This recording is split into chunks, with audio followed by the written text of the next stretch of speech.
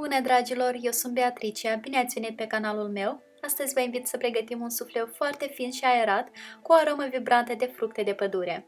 Este foarte simplu de realizat și este un desert elegant, de mare efect, care cu siguranță nu va lăsa niciun oaspete indiferent. Haideți să începem!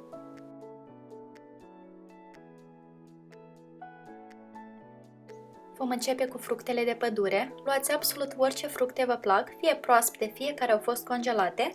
Eu am aici un amestec de zmeură, coacăze roșii și coacăze negre.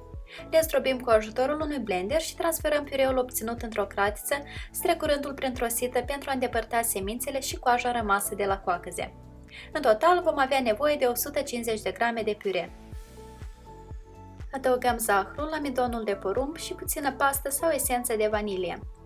Pasta de vanilie este opțională, dar pe lângă aroma sa plăcută, ea ne va ajuta să scoatem mai bine în evidență și aroma fructelor.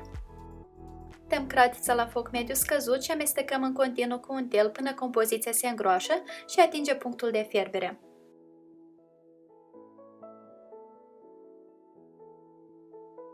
Lăsăm compoziția să fiarbă câteva clipe, după care oprim focul și lăsăm piureul să se răcească până la temperatura camerei. Între timp putem pregăti formele. Eu am folosit 5 forme ramechin, voi lăsa dimensiunile lor în rețeta scrisă, însă puteți folosi și forme de aluminiu sau forme de silicon.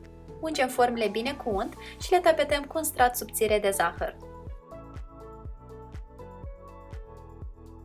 În continuare vom bate albușurile la temperatura camerei. Albușurile se bat doar înainte de a da sufleurile la cuptor. Adăugăm sucul de lămâie și praful de sare și începem să batem albușurile la viteză mică timp de 1 minut. Apoi mărim treptat viteza până la maxim, iar când obținem vârfuri moi, începem să adăugăm zahărul puțin câte puțin.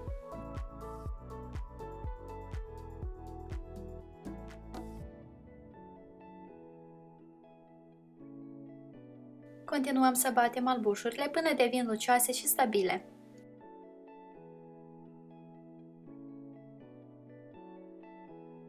Adăugăm piureul răcit și îl incorporăm cu o spatulă în 2 etape. S-ar putea să vă întrebați dacă sufleurile pot fi pregătite din timp și servite mai târziu. Ei bine, din păcate acest desert trebuie pregătit și consumat imediat în stare fierbinte. Ca orice alt sufleu, pe măsură ce se răcește, el se va lăsa în jos și vizual nu va mai avea același efect. Din acest motiv, singurul lucru pe care îl puteți pregăti din timp este piureul de fructe și formele. Iar apoi nu vă rămâne decât să bateți albușurile și să le dați la cuptor. Compoziția pentru sufleu este gata, o distribuim în formele pregătite. Umplem formele până sus, nu lăsăm spațiu. Un alt aspect important este atunci când umpleți formele să apăsați compoziția în jos cu o lingură pentru a elimina bulele de aer. Aceste bule de aer pot împiedica sufleurile să crească uniform. Apăsând cu lingura, le veți simți.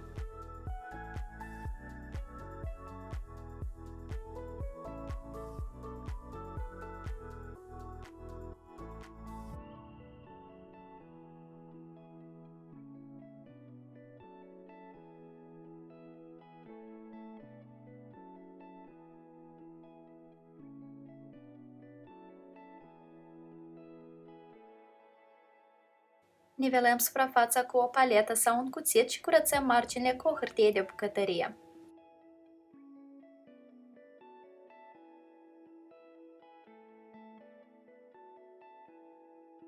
Dăm sufleurile la cuptorul preîncălzit la 190 de grade timp de 10-11 minute.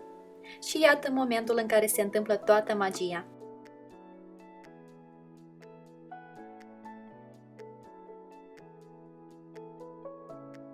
Suprafața sufleului se rumenă ușor, iar în momentul în care sunt gata, ele trebuie să rămână destul de stabile, nu trebuie să se clatine. După cum am menționat, sufleurile trebuie servite imediat. La dorință le puteți presăra cu zahăr pudră și să le serviți cu fructe proaspete, frișcă sau înghețată.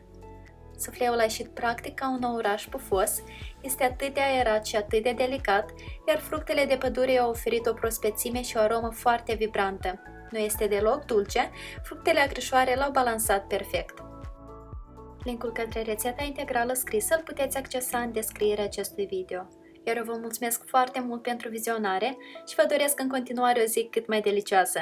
Poftă bună! Pa, pa!